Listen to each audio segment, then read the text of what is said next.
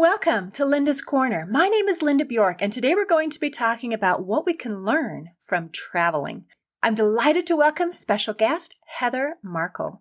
Heather is a New York Times featured full-time traveler, speaker, and co-author of Voices of the 21st Century. You can check out Heather's website, heatherbegins.com, for travel information and inspiration. And you can also join her Facebook group. Welcome, Heather. I'm so glad that you could join with me today. Thank you so much. I'm really happy to be here. Man, I just got back from a trip and it was the best of times and the worst of times. So I am so excited to hear about your story and what I can learn about you from traveling. And this hasn't always been your dream. So what's your story? What inspired you to drop everything and just live a nomadic life? Yeah, so I fell in love with travel when I was 16.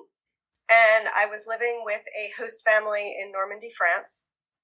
And I actually went kicking and screaming, but found my way there, and I spoke like high school French, but couldn't quite put the vocabulary together. So at the end of a month with them, I found myself fluent in French. I was having these amazing conversations, getting like that cultural immersion was just so fascinating to me that was it. I'm like, I'm hooked.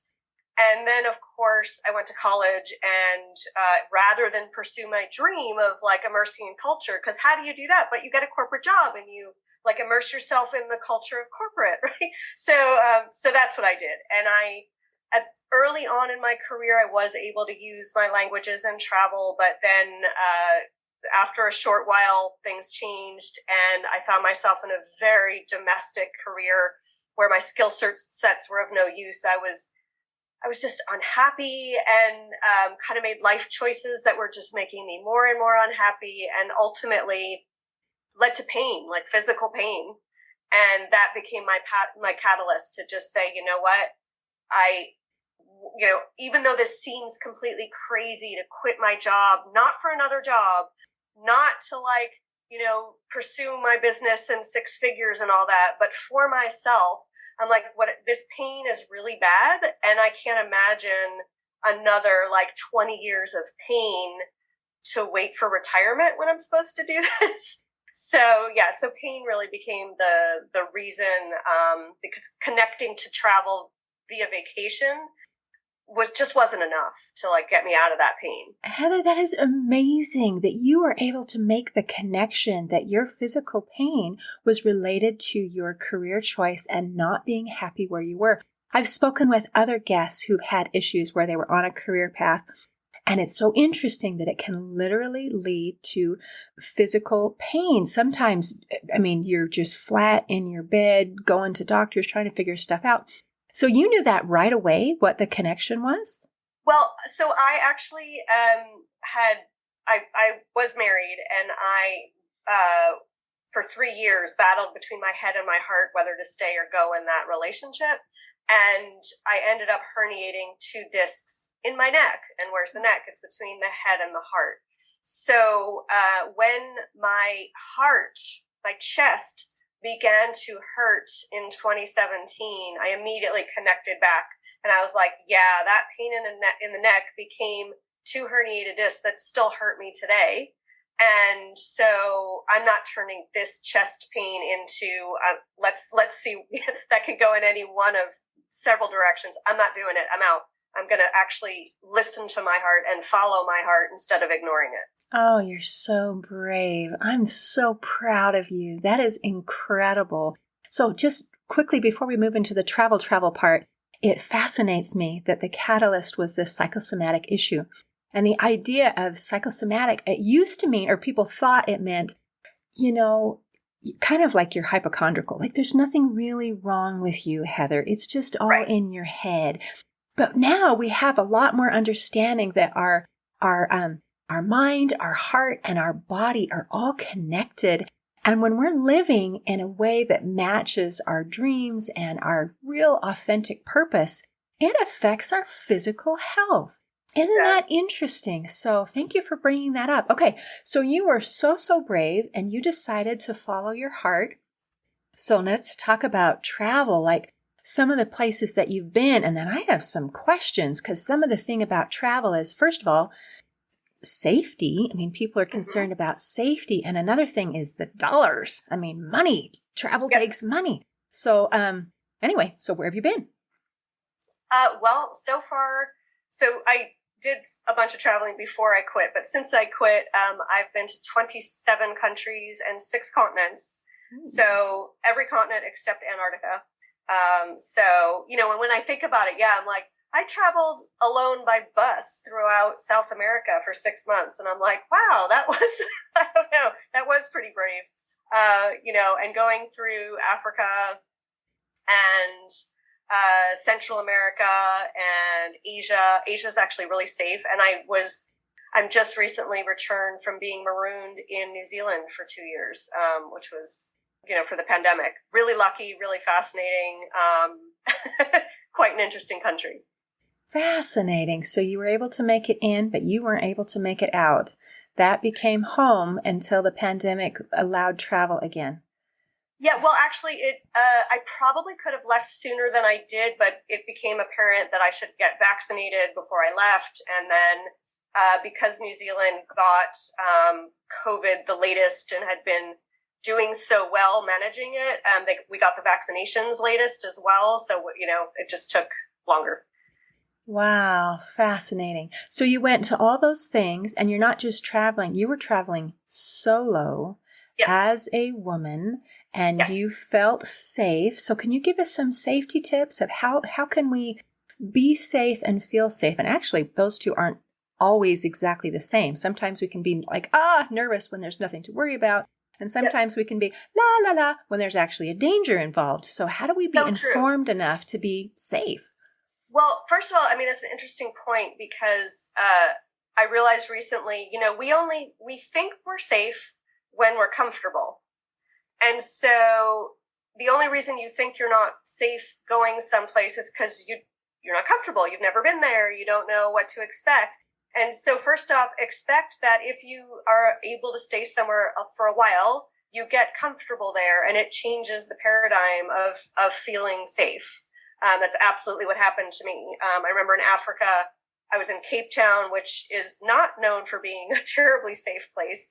And after a while, in one of the areas that's known to be a bit more dangerous, people in like the local market were like, "I've seen you," and I'm like, "Yeah, you have." And then all of a sudden, I felt like, all right, I can be a little more comfortable because people have seen me and they know that they know me from somewhere. But that aside, I think as you said, as a woman, we often have to be a little bit more careful than men in traveling. And I think every person should adopt a set of rules that works for them and stick to them, which is what I did, even in New Zealand, which is, supposedly really safe. I'm very cautious about walking alone at night. And wherever I stay, when I check in, I immediately ask, is it safe for me to walk home at night alone? And if they even hesitate for a second, if they have to think about the answer, I take that as a no. And also, are there any areas in town I should avoid because they're known to be dangerous? And if they say yes, I avoid those areas. Also, I don't go out to like bars and nightclubs by myself. I don't usually drink with people that I don't know. I don't drink a lot when I travel because that can dull your inhibitions. And if you don't know where your drink is coming from, that can be a problem. So, and in some countries, if you're coming from America, women are treated differently in other countries than they are in America. And it is what it is. Like you're not going to help yourself by trying to be treated like you are in America. And so I have learned essentially, especially if a man invites me to go out, unless I'm interested in him, I would say no, or maybe go have a coffee with other people or something, but I wouldn't accept an evening dinner or drink invitation just because it can give the opinion or the understanding that you're interested in something that you might not be. So try not to get into it. And then there's also things like knowing rules like in South America. I was totally traveling alone by bus, and I felt absolutely safe. And I learned early on that when you are traveling with your luggage, you bring your luggage to the back of the bus. There's like a luggage storage area, and a person takes your bag, puts a tag on it, gives you a receipt, and you get in the bus. And I was fine. And I met this lovely younger couple from England while I was in Santiago, and they fell for that scam where someone dressed like they worked for the bus company walked up to them while they were like at the front of the bus and offered to take their bags for them. And he said, I'll strap them to the top of the bus. You'll be fine. You'll get them when you arrive at your destination. They gave him everything, including their passports. And by the way, you should never separate yourself from your passport. So they lost everything. So knowing what the rules are of like transportation, like how things work in a place is really important. So you don't fall prey to, tons of potential scandals that you could. Oh, man. So some super basic things is you keep your passport, your credit cards, those kinds of things with your person. You do not give them anywhere. And yeah. I loved as you're explaining your rules that a lot of these are just common sense that you could use or should use anywhere when you're home. And then the travel aspect is let's follow good common sense safety principles and get some input about what is, are these areas safe that I haven't been? So I love that you included asking some questions to help you be able to recognize, because if it's an unfamiliar place, how would you know that this part is not okay and that part is? So brilliant. And another really important thing too is just to make sure that when that you don't look like you have a lot. So that means don't wear expensive jewelry. I have like a Fitbit watch. I leave it home. I don't travel with it. Don't wear like diamond earrings, and do your best to travel with small luggage, because if it looks like you have less and I knew I got it right when I was, I forget, I might've been in New Zealand when a homeless guy like looked me up and down and kept going and didn't ask me for money. I'm like, I got it right. So. Wonderful. That's fantastic. So when you're traveling, how much luggage do you take? Because you're gone. And like you said, in New Zealand, instead of a week or two or however long you intended, it turned into 2 years. Yeah. So what do you bring? So it's funny. I've been doing this 4 years and I still feel like every time, like I took too much. But I carry, I have a carry-on size bag with wheels. And then I have a smaller backpack that I start with, and I bring an empty like day pack. So that if I go on go hiking or something, I can put something in that as a bag, or if I'm going to the grocery store or something like that, I can pack into that. So that's it. And then generally the hardest thing is because I work when I travel and I blog, and so I have to bring my computer. I also bring my camera, and those two right there are heavier than I want. But I restrict myself to no more than 3 pairs of shoes, one I'm wearing, 2 go in my bag. And then if you're traveling where you're following the sun, it's a lot easier because you only need, warm clothes. But if not, having New Zealand, I picked up at some secondhand stores these great merino wool undersweaters. So it keeps you warm, and having layers that you can double up if you go somewhere that's unexpectedly colder, and planning to I only bring a few shirts with me because I usually wear stuff unless it's really ungodly hot and sweaty. I wear everything at least 2 days in a row because it just saves on money and space and weight. So I don't travel luxuriously.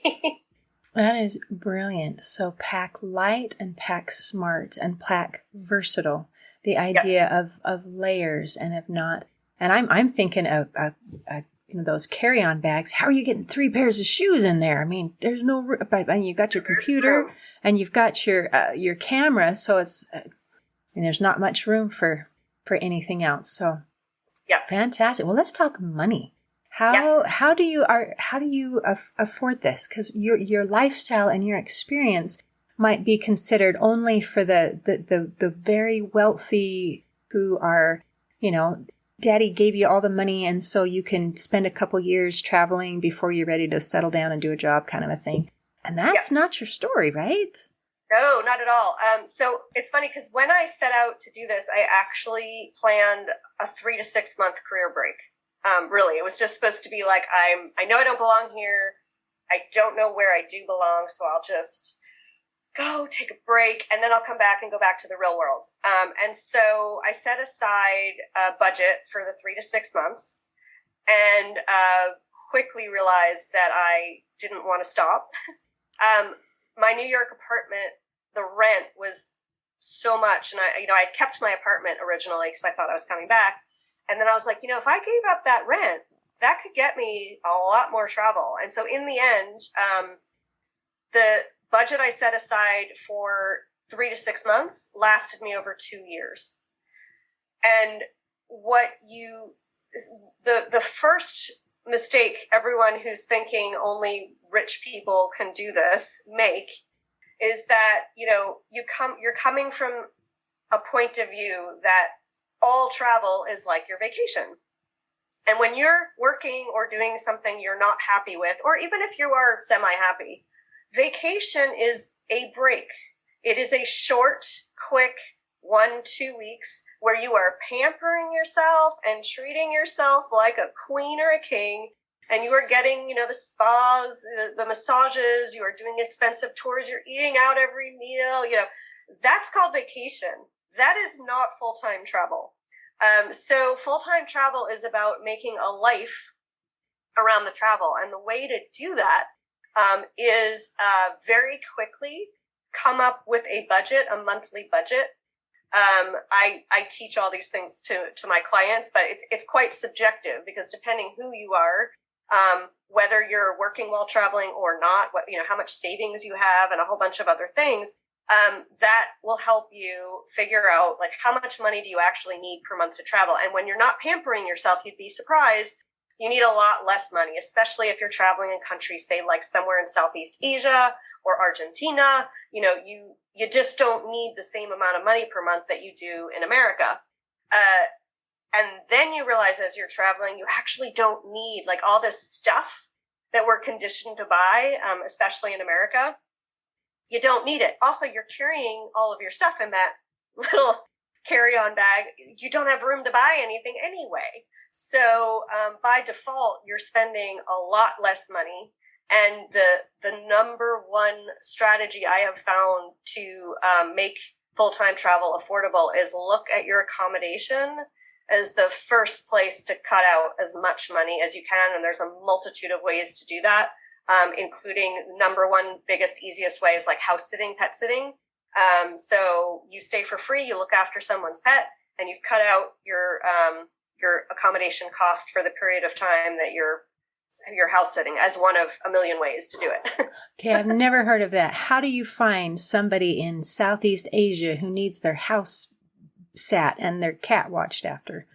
So typically I found there's kind of a couple ways. There's national services like trustedhousesitters.com. So you can join, and there is a fee, and you join that, and you list yourself and you go and research the locations you're going to. The other way to do it is once you're in the country, or even before you get there, usually a lot of countries have their own pet sitting services. When I was in New Zealand, I actually found something called Kiwi House Sitters, and that worked even better for me than the Trusted House Sitters. I'm guessing it was less expensive for everyone to use Kiwi House Sitters in New Zealand than it was to use Trusted House Sitters. So there were just more people on there, and I had people asking me, please, can you sit? We're going away. It was great. So made it really easy to find a sit whenever I wanted it. Insane. So is that kind of like an Airbnb where you give each other ratings so that the place you're going is safe and they know that you're safe and all that kind of thing? So you've got a little bit to go on, not completely nothing. I was going to ask about hostels. Do you ever stay in those? I do. So it's important, and I work on this with my clients, because when you set a travel budget, you've got to be really realistic about your travel style. And so like I'm at a point in my life where I just don't like to be in a room with 16 people. Like I wouldn't sleep. It's just not comfortable for me. So I do stay in hostels. I usually would get my own room in them, but even I'll tell you what, like places like New Zealand, I stayed in a hostel room for 4 people. Because of the pandemic, there was like nobody there. So I had this room to myself, but it was $35 US a night, for that room, which is very expensive when, other places in the world, I was used to paying like $5 a night for a hostel. So, in that kind of context. So I do stay in the hostels. I think they're a great way to meet people. Clearly with the pandemic, I kind of was a little more cautious on not wanting to like share facilities and amenities, just to try and be safer. But other than that, I mean, I think they're usually super safe. And as long as you do your research to understand, if you're getting into a party hostel, that's up to you. If you love the party scene, there are hostels where there's loud music and stuff till all hours of the night. And if that's your skip, great. But if you don't want that, just make sure you do your research, so that you know that you're getting a hostel where, like a lot of hostels in New Zealand, everyone was just silent after 10 o'clock at night. It was just this really nice, respected, kind of protocol. And, I stayed at a lot of the Y, I think they were like, was it the Y? I'm trying to think. Can't think of the name. There's like a national chain in New Zealand that was like across the board, clean, nice rooms, great staff everywhere I went. So I have stayed in a lot of hostels. Fantastic. Okay, so when you talk about do your research, how would you find out that kind of information? Because usually you can find out the location, the cost, but that doesn't say this is a party hostel versus this is a turn out all the sound at 10 o'clock kind of hostel. So I do it when I'm staying in an accommodation. I do a ridiculous amount of research. So I kind of use, if you're going to stay in a hostel, hostelworld.com is actually probably one of the better resources to tell you if it's a party hostel or not, reading the reviews. TripAdvisor can also be really helpful. So I found booking.com because I'm at level 2 or 3 genius level. So typically what you want to do is kind of look up, where do you want to go? What kinds of stuff are there, and make a short list of the hotels. And then, I like to call the property and see if I can get a better rate direct than through the services that are actually taking money from them. So, but with my Genius discount, I find that I often get a better deal through Booking than I do direct or through TripAdvisor or some of the other means that you can find a place to stay. So typically my research looks something like a combination of Google, Booking.com for locations, and then going on TripAdvisor and a Hostel World to look at reviews and see what, and kind of make my decision from there. Fantastic. So well done for being a genius. That deserves some perks. So do you do this research before you go, or do you continue to do research while you're there? I mean, do you find good internet where you're at and say, okay, so I'm here and I've been here for a week and now I'm ready to go over there. So let me find something out. So one of the things I do is if you're a short-term traveler, what you typically do is you'll bring your phone with you, turn on international roaming, roam around, and then come home. International roaming fees are ridiculous. So up to hundreds of dollars a month. So what I do is I put my US number on, I don't roam with it. I go and I get a SIM card in the country that I'm staying. And so in terms of why I don't need Wi-Fi, I mean, Wi-Fi is great. And yes, there can be great Wi-Fi connection, but when you have a local SIM card, you're guaranteed to have internet when you need it for a much lower cost than if you were roaming. So I would have never thought of that. So do you just go to the store and go pick up one, or?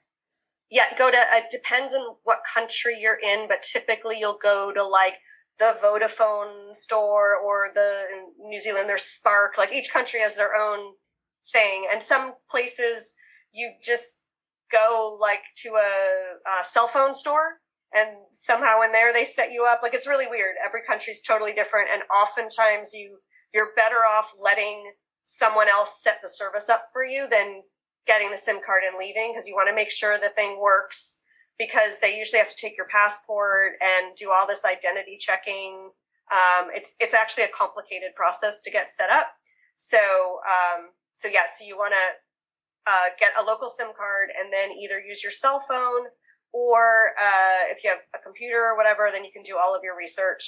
And now what I typically do is when I go to a new place, before I go, I'll book a place to stay for 2 to 3 nights and then figure it out from there, because I've learned to do like go with the flow travel, which is I can arrive, I can decide I hate where I'm at and leave, and not be like, oh my God, I'm losing out on a chunk of hotel time. Or I can decide I love it and either see if the place I'm staying, if I like it, has more availability. And if they don't, kind of walk around and see what neighborhoods I like, and walk into a hotel or a hostel and find out if they have space, or look at an Airbnb and I can actually like walk over and see where things are, and I can make a much more informed decision about where to stay. So I'm listening to you. I'm thinking, dang, girl, you know what you're doing. So on your website, do you have some tips and information like this? And you say you have clients, so people come to you and say, help me to be able to travel, and you're able to help them. And you do that from wherever you are? Yeah, so I do it from wherever I am. And so I have, on my website, there's a work with me page.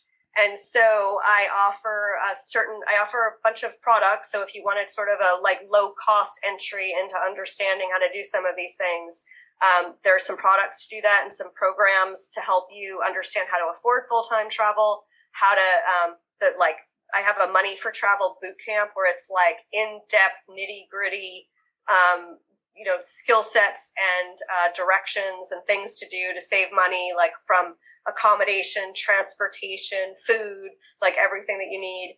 And then I also work with clients in a 3-month program called From Daily Grind to Globetrotter. And so I take them through, I have an MMP system, I call it. It's mindset, money, planning. So I help them understand kind of like the fears that are getting in the way of this lifestyle, go through those blocks, and then we get really in depth with a money plan. And then the planning is sort of like the logistical and the medical and all the kind of housing, all that kind of stuff that you have to do before you leave. That's fantastic. What a beautiful resource that you are providing, so that people who want to try what you're doing can kind of get over that learning curve and be able to start and have a successful experience.